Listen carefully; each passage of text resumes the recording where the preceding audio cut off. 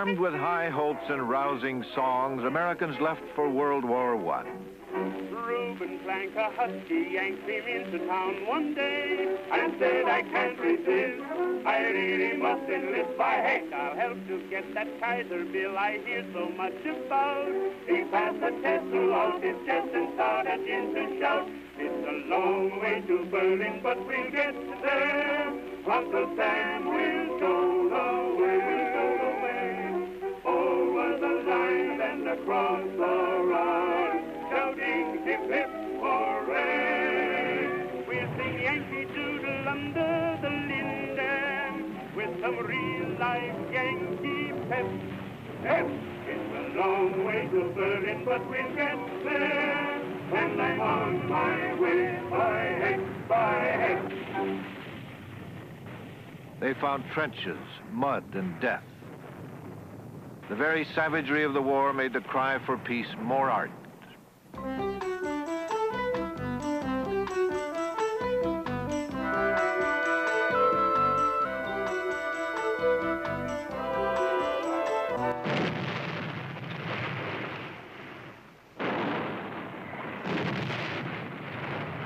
Following World War I, the ultimate weapon, the greatest war machine ever made, was the battleship. It was a symbol of a nation's war-making ability. The mighty dreadnoughts were being challenged on two fronts, by the American peace movement, which wanted disarmament, and by a brash Army general named Billy Mitchell, who wanted to destroy them with the weapon of the future, the airplane. The First World War brought a whole new arsenal to the battlefields. By the time the fighting ended, most world leaders felt the ultimate weapon had been designed.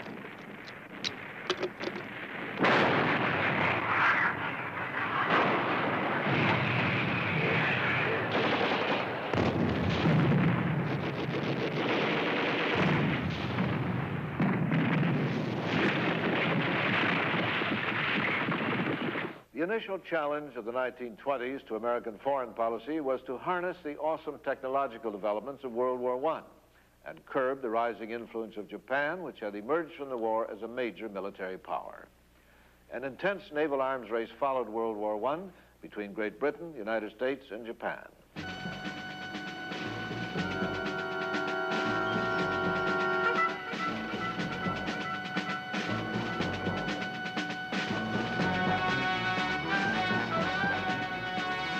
The United States launched an ambitious naval building program determined to have a navy second to none. The military establishment had all the momentum, and no one reflected on what it might need. After the armistice in 1918, the Navy asked Congress for funds to triple its battle fleet.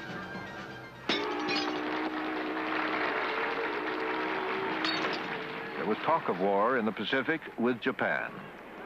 In a special report, the Navy argued that Japan aimed at commercial and political domination of the Far East. The report said the Japanese were aggressive and militaristic. President Harding's foreign policy of America first required naval supremacy. After the war, the Navy ordered its battle fleet to the Pacific. Japan countered the move and escalated its own naval building program. President Harding's policy seemed a direct threat to the Japanese. Professor Edwin Reischauer of Harvard. At this time, the great problem was that the United States was changing its whole concept of the world and was becoming to be the champion, you know, of self-determination and no more imperialism in one world, and finally gets all into the Versailles Treaty and the League of Nations concepts and so on.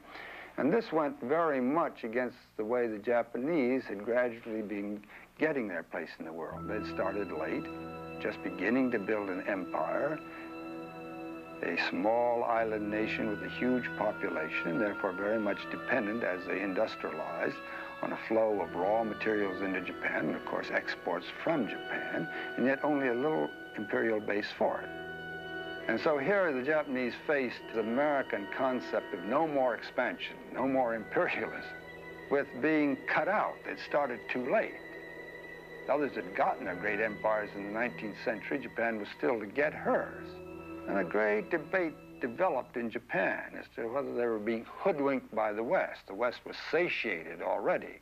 It didn't want any more, and therefore it could have the new rules, but Japan was far from satiated and shouldn't therefore accept the rules of the West. So Japan viewed the American Navy as her principal threat.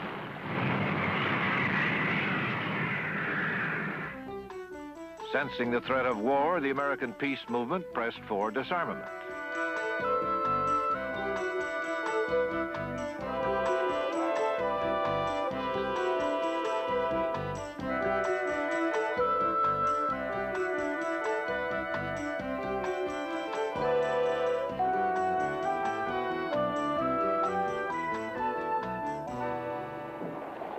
On Armistice Day, November 11, 1921, America buried her unknown soldier from World War I.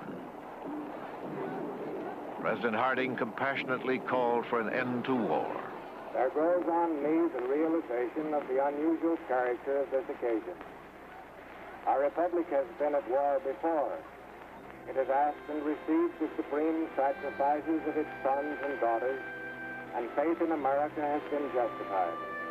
But we never before sent so many to battle under the flag in a foreign land. Never before was there the impressive spectacle of thousands of dead returned to find eternal resting place in the beloved homeland. These dead know nothing of our ceremonies today. Every funeral, every memorial, every tribute is for the living, an offering in compensation of sorrow. One's words fail, his understanding, his emotions are stirred beyond control when contemplating these thousands of beloved dead. It must not be again. It must not be again. The great debate of the 1920s was between disarmament and collective security. Since America had rejected the League of Nations, collective security was now a dead issue. The new Republican administration believed arms limitation was a more practical approach to peace and called the world's first major disarmament conference.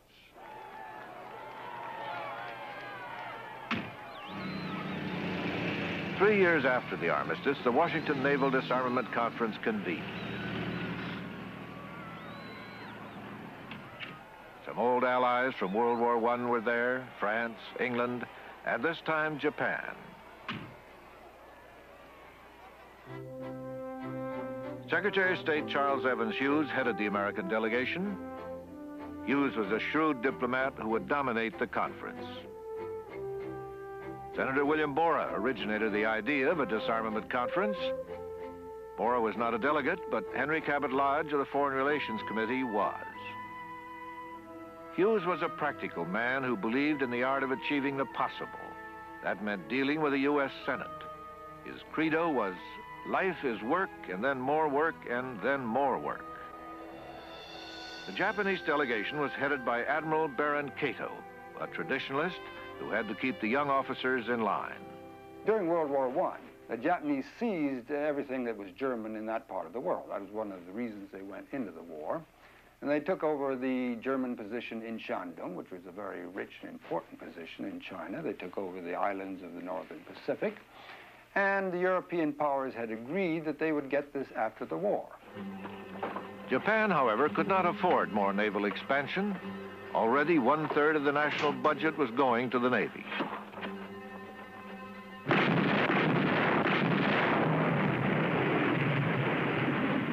French Prime Minister Briand worried about French security since France was no longer a major naval power. France's fall to second-rate status was even reflected in the seating arrangement. America and Britain sat at the head of the table with France on the side. Briand, indignant, squeezed in at the top left corner. Lord Arthur Balfour, head of the British delegation, saw the American Navy as a threat. Initially, Britain saw the American Navy as a considerable threat. But in time, they came to conceive of the American Navy as a potential ally that could police the situation in the Pacific so that the British could concentrate their naval power on the Atlantic and the Mediterranean and in the Indian Ocean.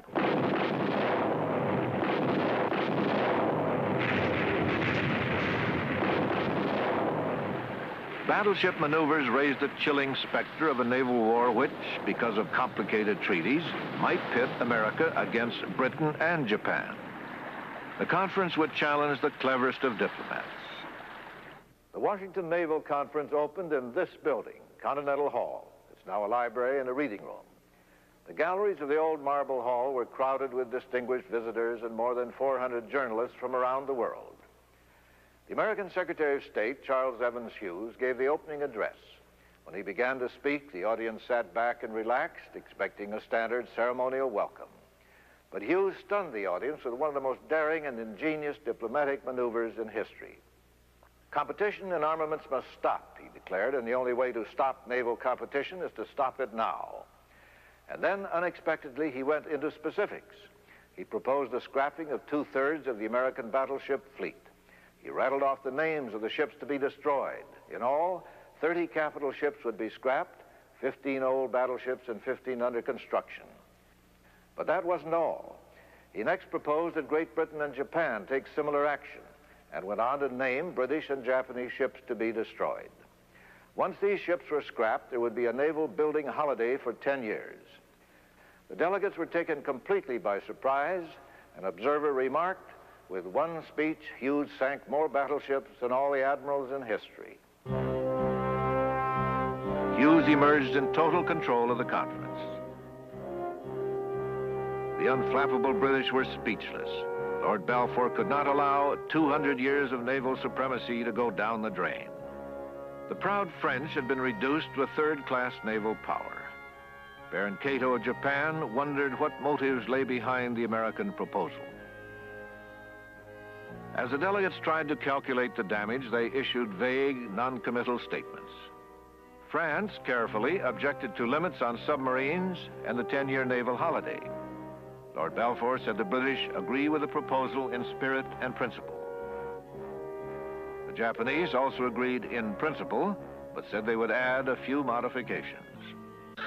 At the State Department, Hughes held secret meetings to iron out the problems. His goal was to finesse Japan out of its alliance with Britain. Hughes managed to break the old treaty. He also forced the Japanese to agree that for every 5 British and 5 American capital ships, the Japanese should have only 3. In exchange, Hughes agreed not to fortify American bases in the Pacific. The Japanese did buy the concept that they, as a one-ocean navy, were reasonably limited to a ratio of 3 to our 5 and the British 5, because we and the British were international 2-ocean navies and so on. And they did get the concession that we would not fortify ourselves between west of Pearl Harbor on the part of the Americans or east of Singapore on the part of the British, which gave the Japanese naval domination of a very big segment of the world. Japan agreed to respect the territorial integrity of China and to submit disputes in the Far East to arbitration. While moderate Japanese leaders were pleased, young militarists in Japan felt betrayed. Although journalists hailed the treaty as a miracle, not everyone was happy.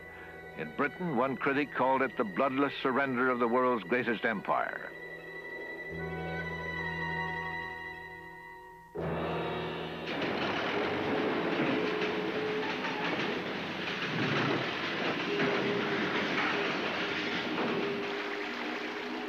Following the naval conference, 70 ships were destroyed, scuttled, or shelled. The $500 million saved was merely diverted to the unlimited construction allowed for cruisers, destroyers, and submarines. Surprisingly, the treaty did not mention aircraft at all. The military dismissed the airplane as a weapon of war. It was considered only a diversion, a new toy.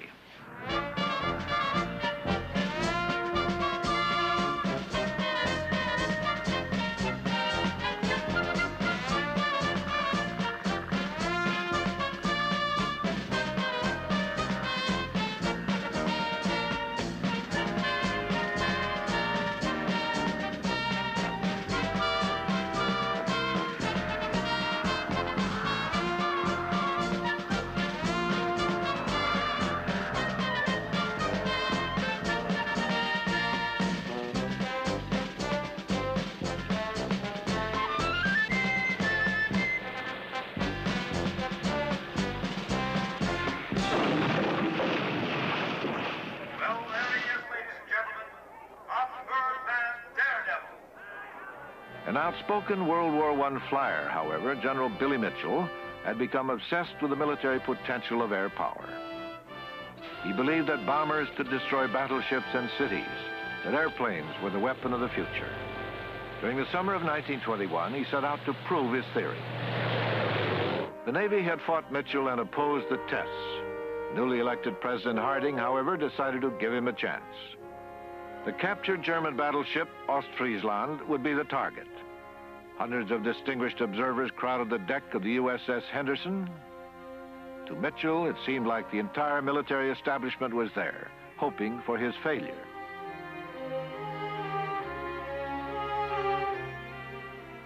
Critics called Mitchell's mission an impossible, foolish gesture. Mitchell knew that if he failed to sink the Ostfriesland, his cause was lost. Mitchell said grimly, "We had to kill, lay out, and bury this great ship." He had developed a new weapon to meet the challenge, a monstrous 2,000-pound bomb, the first of its kind ever made. In spite of his awesome weapon, the Navy gave him only 1,000-to-1 chance of sinking the ship. On July 21st, Mitchell and his pilots took off to destroy the supposedly invincible battleship Ostfriesland. As he approached the majestic ship, Mitchell said, "She looked like a grim old bulldog with the scars of Jutland still on her."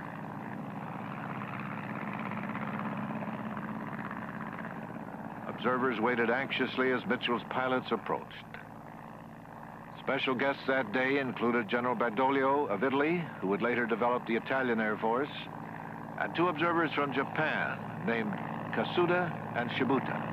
They kept 4 cameras busy during the bombings.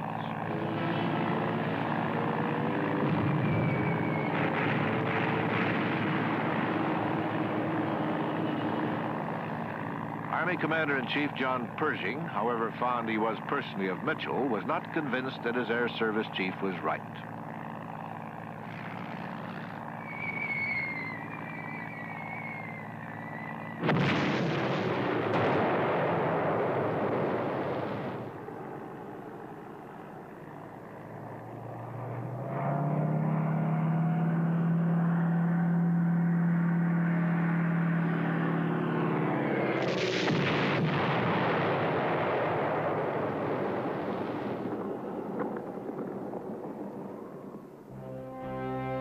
After the first round of bombing, damage assessment parties surveyed the Ostfriesland.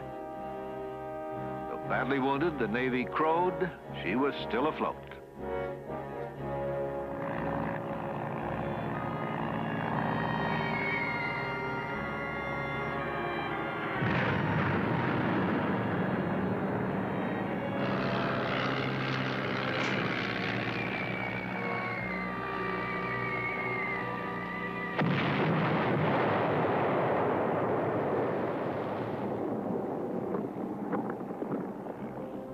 When the smoke cleared, the devastated ship, scarred almost beyond recognition, still refused to go down.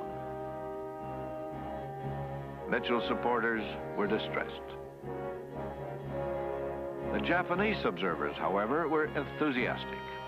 In an interview with a newspaper reporter, they would say, "Very great experiment, profoundly exciting. Our people will cheer your great Mitchell, and you may be sure we'll study his experiments. There is much here to learn." Mitchell had vowed to sink the ship. He was on the verge of losing his argument. He had only one more chance.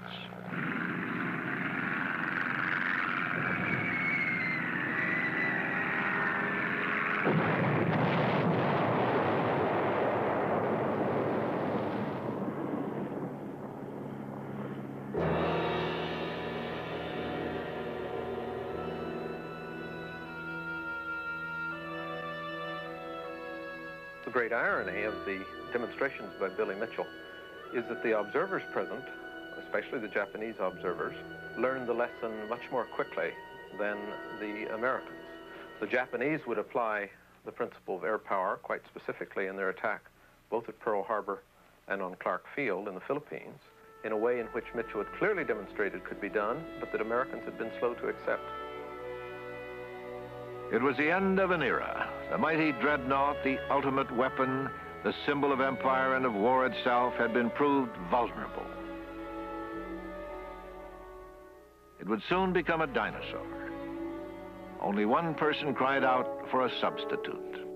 We are no longer removed so far from attack that we can feel that distance gives us safety. Wars in the future will be determined in the air, not on the ground or on the water. And we must ensure our having an adequate and up-to-date Air Force in order to protect ourselves.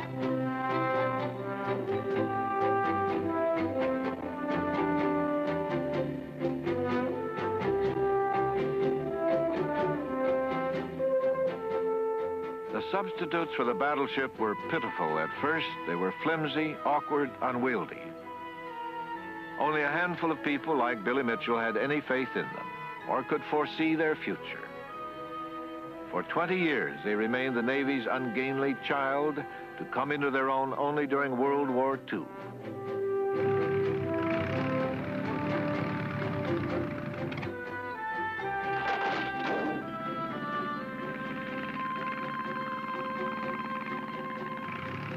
The Washington Naval Conference, in a sense, paved the way for the aircraft carrier. The irony of the Washington Naval Conference was that it satisfied the peace movement without really accomplishing disarmament. While the treaty meant the dethroning of the battleship, it did not stop the arms race. Because the treaty limited the number of battleships we could build, naval strategists concentrated on building cruisers, submarines, destroyers, and aircraft carriers.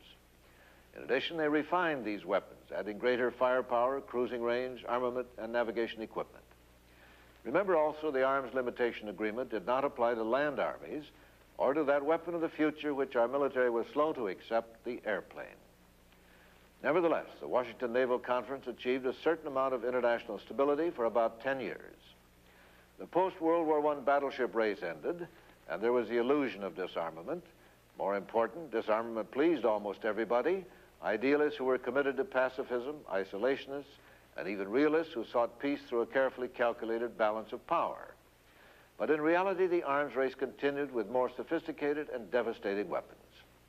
In the meantime, Americans felt secure behind the God-given free security of two oceans. War seemed a distant threat. It was now time to relax and enjoy the 1920s. I'm sitting on top of the world, just rolling along, just rolling along. And I'm quitting the blues of the world. I'm singing a song, just singing a song.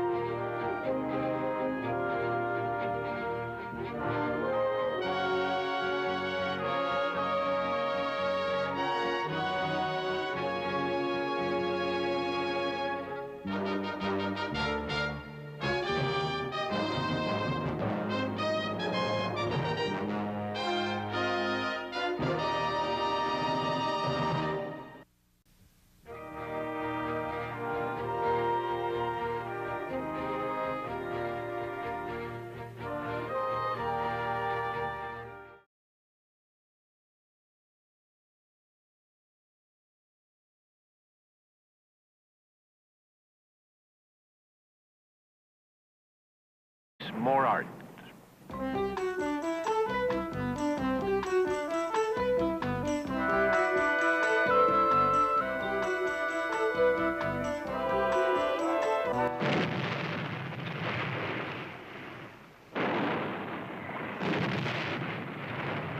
Following World War I, the ultimate weapon, the greatest war machine ever made, was the battleship. It was a symbol of a nation's war-making ability. The mighty dreadnoughts were being challenged on two fronts: by the American peace movement, which wanted disarmament, and by a brash Army general named Billy Mitchell, who wanted to destroy them with the weapon of the future, the airplane. The First World War brought a whole new arsenal to the battlefields. By the time the fighting ended, most world leaders felt the ultimate weapon had been designed.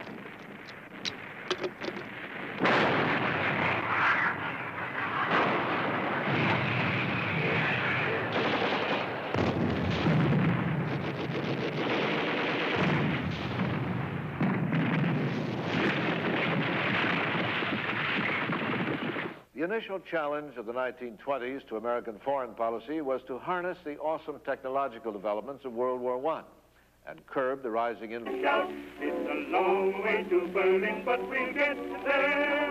Uncle Sam will go the way, over the line and across the run, shouting hip hip hooray.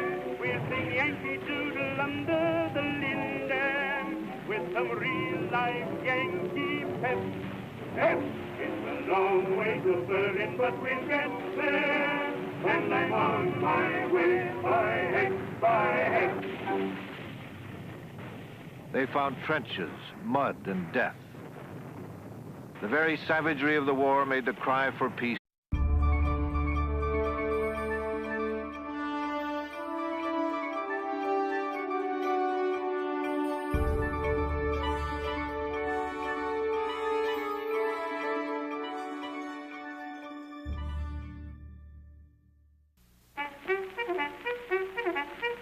Armed with high hopes and rousing songs, Americans left for World War I. Reuben Plank, a husky Yank, came into town one day and said, I can't resist. I really must enlist. By heck, I'll help to get that Kaiser bill I hear so much about. He passed the test throughout his chest and started into Influence of Japan, which had emerged from the war as a major military power. An intense naval arms race followed World War I between Great Britain, the United States, and Japan.